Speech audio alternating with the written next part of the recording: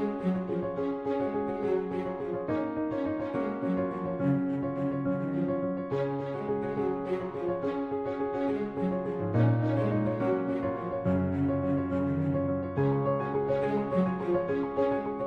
right, welcome to this month's Gloucester Democratic City Committee Democratic Dialogue. I'm your host, Jeremy McKeen, Ward 1 Chair, and I am very excited and proud to be here with Eileen Duff.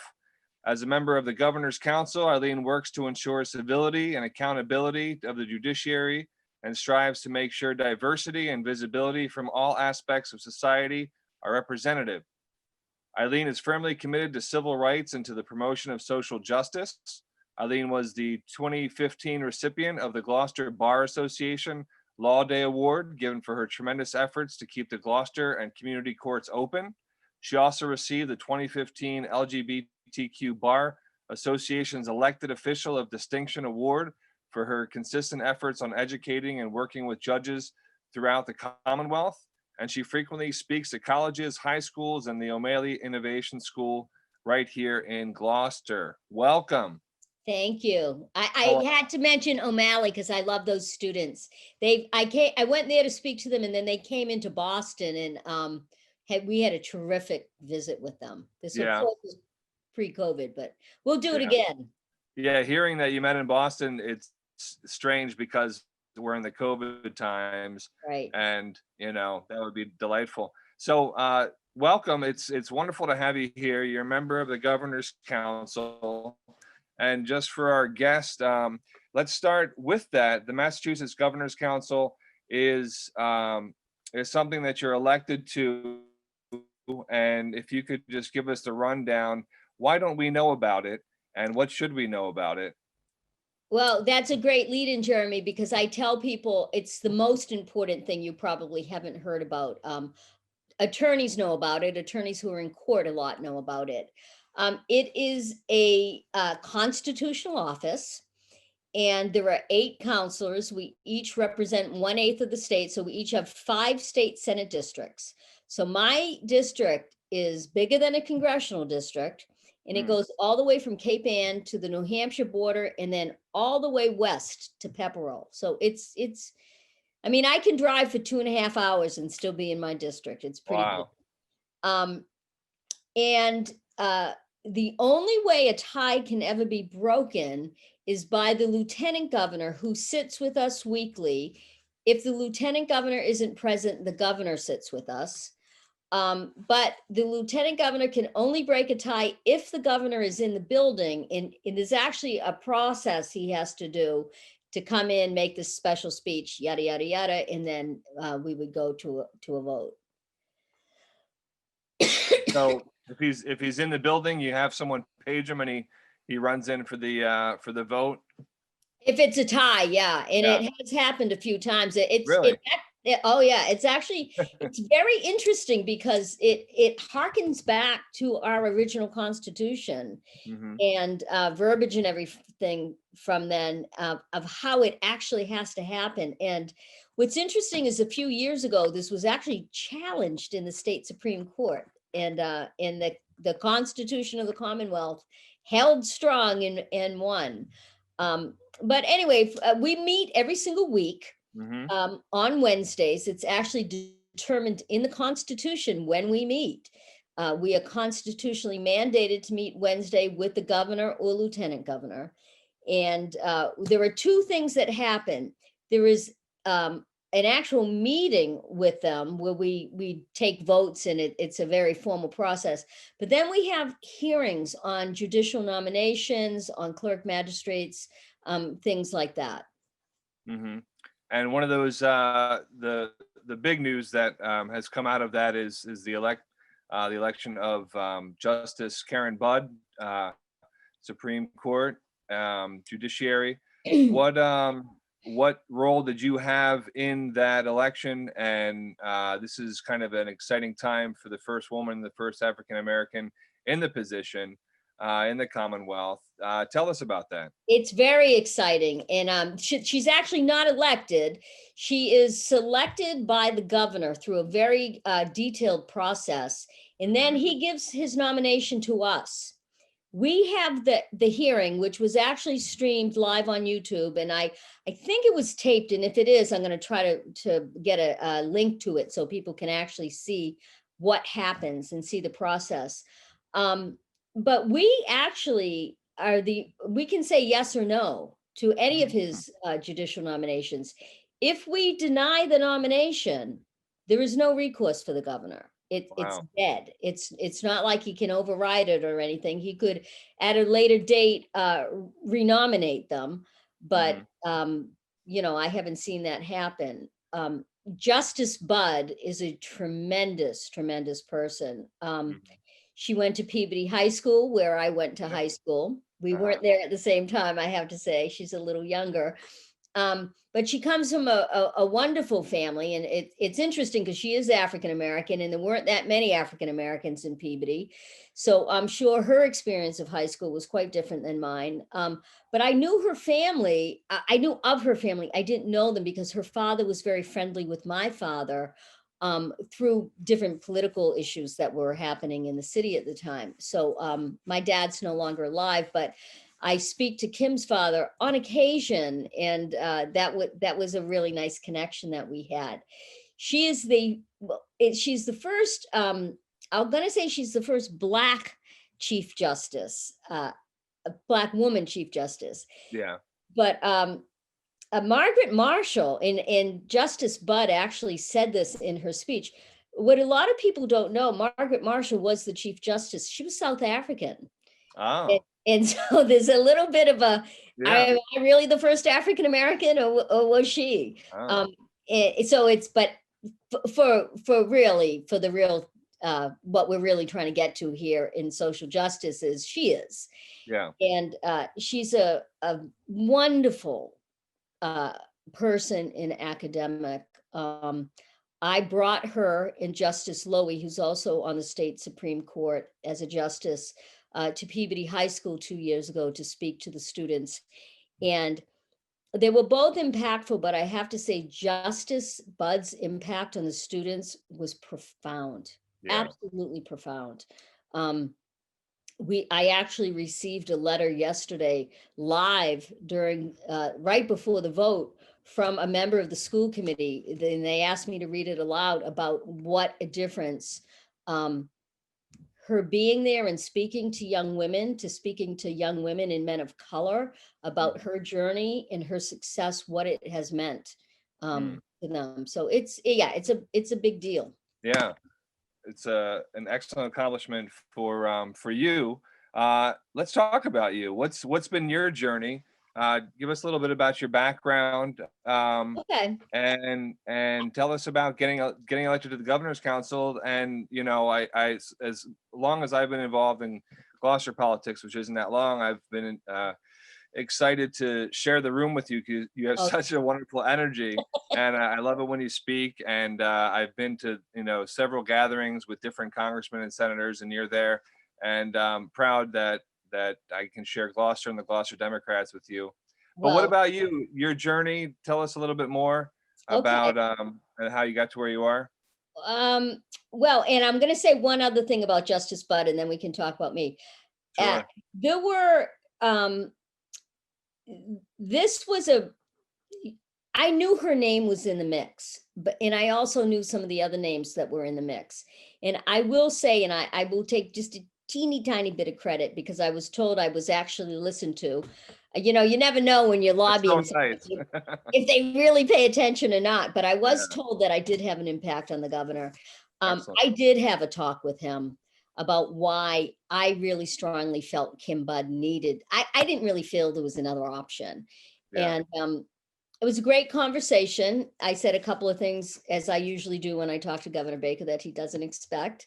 But we had a really great conversation, and I was thrilled. Not only that he made the nomination, but I was told later by someone very close to him that it did have some impact on it. So that's good. Excellent. And the reason I bring that up, Jeremy, is because one of the things a governor's counselor has that I have used that other counselors don't use the same way is I have a lot of access to the governor and lieutenant governor. There are only 8 governor's counselors, and he needs my vote. There are 140 reps or 160 reps and 40 senators. So there's more wiggle room with him in those groups. With us, there's not a lot of wiggle room. You're with him or you're not with him. And so if I call and say, I'd like to speak to him, or I'd like to sit with him and have a meeting, I get the meeting. And it's been a really interesting journey with this governor, the two of us, in developing our relationship. So I did just want to say that. My background, I tell people I come from a mixed marriage. My mother was a Republican who actually worked for Richard Nixon in Washington, D.C. when he was vice president. And my father was a member of the Massachusetts State Committee. So he was a very active Democrat. Wow. And I have to honestly say they never fought about politics at all, but we had very rigorous conversations about politics and policy at the dinner table my entire life. And we were expected to be able to speak to the issues of the day. We were encouraged to write letters to elected officials if we didn't like what they were doing, or if we liked what they were doing, or if we had an idea. And we did. And, you know, I don't know what it's like now, but people wrote back, which was tremendous. And so my parents really raised us with an awareness that your vote counts, your participation counts. You've got to make up your own mind, but you have to participate. You know, if you're going to complain and you don't vote, they don't want to hear about it. And so it was really, you know, it was just really part of our family culture. I also had an uncle in Chicago who was the minority whip of the House of Representatives there. And I had an aunt in Alexandria who was on the city council in Alexandria, and a huge environmentalist down in the DC area. And actually every year there's an award giving out in her name for the work that she did. She's the person that pioneered and literally testified before Congress to get the bike path built along the Potomac River. And she used to when we were kids, I spent a lot of time in Washington when I was a kid, because my cousins, we were the same age. And so we'd go there for 3 weeks. They'd come here for 3 weeks. But Aunt Ellen would drag us down. I can't tell you the protests I went to. But she would also take us to the Library of Congress, and we would do research. And it was just a very active, it was really just part of our life, honestly. And I suppose to some people it sounds a little weird, but it's just what we did. So I grew up campaigning as a young kid. My father was on the city council. He ran for mayor at one point. He didn't win that race. He lost to Nick Maroulis, who later became our congressman, who I interned for in Washington. And one of my points of pride is that the Maroulis family are some of my biggest supporters today. And, you know, our fathers were adversaries, you know, 50 years ago or whatever. And it's just, you know, it transcends a generation. I also think there was a respect in politics back then that we don't always see right now. You may have been adversaries, but you were active in the community because you were working for the greater good. And, you know, you learn to compromise, and you learn to listen. You have to work across the aisle. The sentiment that President-elect said about, you know, we're not enemies, you know, and there's so much animus today between the parties that sometimes it feels like we're enemies, and we have to remember that we can't be swayed by, you know, certain voices that want to make that happen. Tell us a little bit about the role of the Governor's Council, what you're doing each Wednesday. You have chambers outside the governor's office. You know, that's pretty amazing. And then, you know, because your background isn't, your background is not the same background as the other council members. Not at all. A great insight. Tell us a little bit about that. So how I learned about the Governor's Council, honestly, was before my mother, my mother's the daughter of an immigrant, and her dad was old school and said girls can be a secretary, a nurse, or a housewife, Mother. Yeah. whatever, a teacher. My mother went to secretarial school. When she graduated, she said back in the day, you applied, you worked for a law firm, and they just assigned you to a new lawyer. The lawyers didn't hire you. You got assigned. The lawyer she got assigned to was a man named Chris Herter Jr., who ended up being a governor's counselor. Wow. And his father was the governor of Massachusetts. And that's how she ended up, when Eisenhower was president, she ended up going to Washington in the Eisenhower administration. She didn't start with Nixon. She ended up being assigned to his staff. So yeah, Jeremy, my mother has stories that you can't even believe. Just amazing stories. So I knew what the governor's council was. I also in high school did an internship one day a week on Wednesdays in Boston. I gave tours of the State House. It was under the Secretary of State's office. And we used to go to the governor's council meetings sometimes. So I actually was one of the only people that I just kind of knew what it was. Yeah. And I spent my career, as you said, my background is technology. I started in cable, Yeah. I worked in wireless. I ended up being appointed to a commissioner at the FCC in Washington. I was appointed by President Clinton to work for Commissioner Chong. And that was just a thrill of a lifetime because I was replacing an attorney. So my background was public policy. But I'm not a lawyer. And so Commissioner Chong gave me the opportunity to really go to a whole other level. She specifically had asked for me, which I thought was fascinating because I'd only met her once. But she knew I'd lived in DC before. She knew I was in California at the time and that I was working on cell siting issues and issues in the wireless industry that were becoming really, really important. So I was kind of in some ways a safety player too. She could put me in different places when she needed me. My main task, to be honest, was I was the gatekeeper to her. Nobody could see her unless they saw me first. So I met everybody. I met Barry Diller. I met who's the guy with the mustache, CNN. I met them all. They all had to come see me. In the joke in at the FCC was, and I actually didn't even know how crazy it was at the time, was I was the only person that turned Steven Spielberg down for a meeting. And people said, I said it just wasn't convenient for her.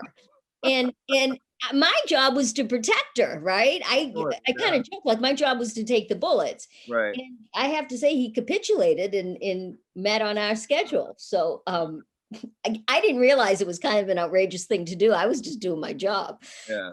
But I guess the buzz went through the building when they found that out. But anyway, so my background was public policy. I loved government. I went to college in DC. My intention, I'd always wanted to run for office. I was involved in high, just like so many people.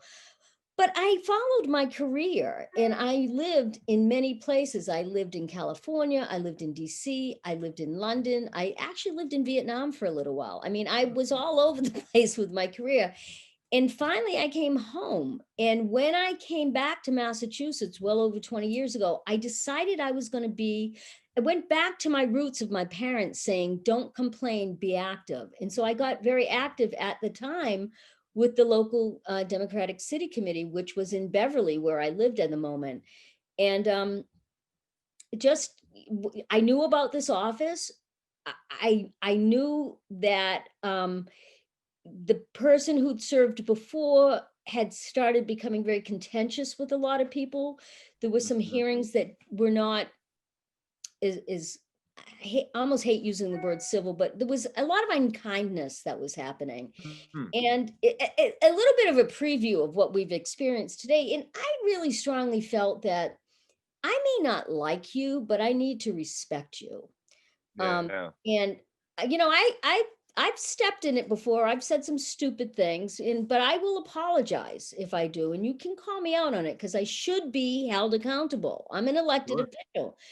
And I'm a public servant. That's the other part people seem to forget is we are elected to serve the public.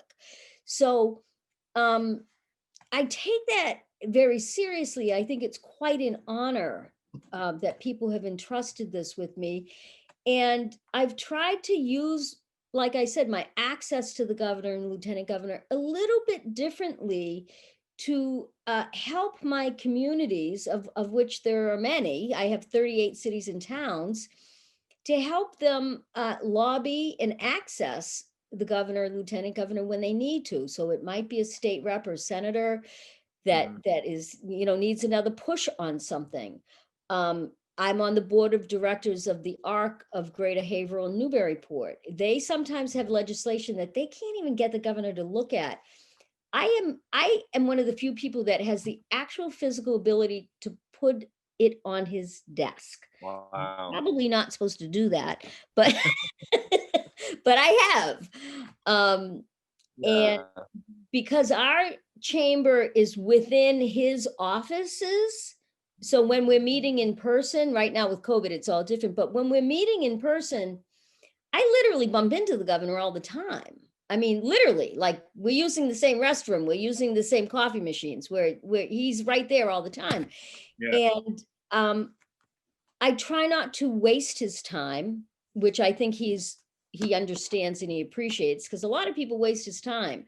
And, whether you agree with the guy or not on a lot of things, he's the CEO of a huge corporation, the Commonwealth of Massachusetts, and he doesn't have a lot of time to waste. Right. So I try to make it worth his while. And I also had to honestly build a relationship with him, because I am a very strong Democrat, and I am not afraid to take swings at people when I don't think they've done the right thing. And I've done that in the past with him, and he's been a little taken back. I lie and say I'm 5 feet tall, but I'm 4'11" by the skin of my teeth, and he's 6'6". So it's pretty hilarious to see the two of us together. Yeah, that's wonderful. Now, obviously, Gloucester is your favorite city. It is my favorite city. My move to Gloucester is the best thing I've ever done in my life. Yeah. Without excellent. Mine too. Yeah. Best move I've ever made. My old stomping ground, Salem, and I work in Lynn. We have courthouses, and Gloucester has a courthouse. So tell us a little bit about your fight for community courthouses, why that's so important to Gloucester and its citizens. It's huge, and it's a big issue, and it's going to get bigger. And I actually talked to new Chief Justice Budd about this, and all the Supreme Court judges know how passionately I feel about this issue. Yeah. So until I moved to Gloucester, which was probably 12 or 15 years ago, I was under the impression it was a peninsula. Of course, when you get here, you realize it's an island. The island. And it's a big difference, right? There is a big difference. The next closest courthouse is 26 miles away in Salem. Yeah. We don't have, unfortunately, at this time, a good, reliable train or bus to get people up and back and forth. And part of my argument is you don't have justice for all or access to justice if people literally cannot get to the courthouse, right? And so if you are the victim of a domestic assault or something, and you've got to go to the court for a hearing, are you supposed to get on the train with the perpetrator? Right. And what if you have children? You've got to take those kids, pay tickets, get them on the train, get off the train in Salem, and then walk to the courthouse, which can be done. I mean, I'm not saying it can't be done, but there are so many hindrances for people. And it's not fair. It's not right. And we really need to address it. The Salem courthouse is a big, beautiful, mega hub courthouse that was built with the intention, and I won't say it's wrong, it's just not, we're not there yet, of being what they call a hub court. So all the local communities will go to this one court, and it will be a centralized idea. It's not a bad concept, but without a way to get there, it just doesn't work. Right. And so when Governor Patrick was governor, I learned that the Gloucester courthouse was slated to be closed. And I was stunned because, I- you know, I really feel this is my home. And I love my home and I love the people who live here. I feel a real great affinity for them. And so I asked to meet with the court administrator and the chief judges, not chief justices, but the chief of the trial court in the district court. There's all these different chiefs. And so we had this big powwow in Boston, and they gave me all these spreadsheets and all these numbers. And they said, oh, Councilor, there's nothing we can do about it. The numbers don't work. You're losing money. They actually said to me, you're losing money. Yeah.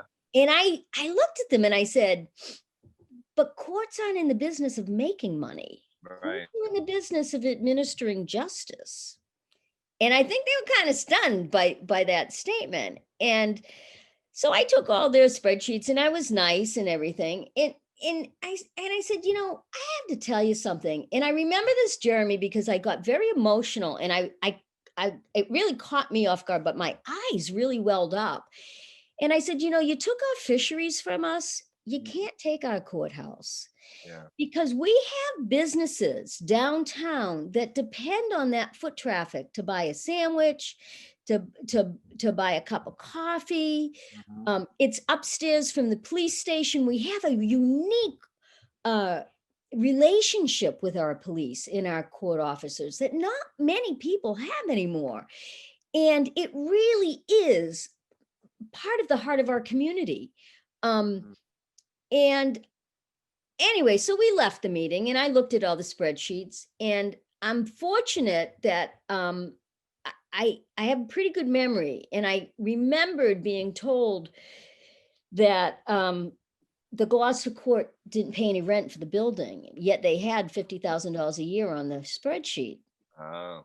And so I went to different electeds and they told me there's nothing that can be done. There's nothing that can be done, Eileen. It's a done deal. And I'll be really honest, Jeremy, I would not accept it. I called, he's now passed, Judge Harrison, and I talked to him about it. And I said, is it true what I think? And he said, oh, it's absolutely true. And he said, give me a little bit of time, Councilor, and I'll find you the lease. He found the lease, he sent it to me, and I sent it to them. And then I went down and I sat with people who work in our courts locally, who are tremendous, wonderful people. And we went through the spreadsheet and they explained the numbers to me, you know, because frankly, I love numbers, right? I'm kind of a nerd when it comes to that, but you can make numbers do what you want them to do sometimes. Yeah. That's exactly what they'd given me. The numbers weren't really reflective of what was happening in Gloucester. So I did my correction and I went back to them and I showed it to them and I showed it to Governor Patrick. And they were kind of like, well, you know, so I took advantage of the fact that Lieutenant Governor under Patrick had left. So Governor Patrick literally sat with us every single week. Every single week he was in the room for at least 15 minutes with me. So every week for 6 months, I stood up and I made the exact same speech about the Gloucester courthouse, to the point where he finally came up to me one day and he tapped me on the shoulder and he said, may I speak to you, Councilor, about your courthouse? And I said, yes. And he said, I get the message. And so that was how we saved it. Wonderful. You know, it was, but I tell people, as much as I really enjoyed Governor Patrick, I did torture him. Yeah. I mean, it was like I took his arm behind his back. Yeah, that's excellent. Well, listen, we have to wind up. Yeah, sorry. Yeah, no, this is wonderful. Tell us what's next for you. Anything we should be aware of? Well, right now I'm just trying to do my job as governor's counselor, trying to get through COVID. We had a Supreme Court nominee yesterday who was tremendous. I feel like Trump saying that. We have another one coming up who is a Haitian American judge, sits in the district court, in the drug court, which is very, very unusual to have someone like that elevated. And so it's an exciting time. But we can't pat ourselves on the back too much, because we've had some diversity and equity. We need to do better in the courts. And that's what's next for me, is holding the courts and the administration accountable to make sure that the judges are as diverse as our community, because right now they're not. Right. And and we can do better, and we will do better. So I will be, I think in the next few months, setting out some benchmarks and drawing some lines in the sand to see, let's see who we really are and if we do it. Yeah. All right. Excellent. Well, thank you so much for Thank being our you. guest. And this will be on GloucesterDemocrats.org. It'll be on Facebook too. Thank you again, Eileen Duff, Governor's Council, and I'm Jeremy McKeen for Democratic Dialogue.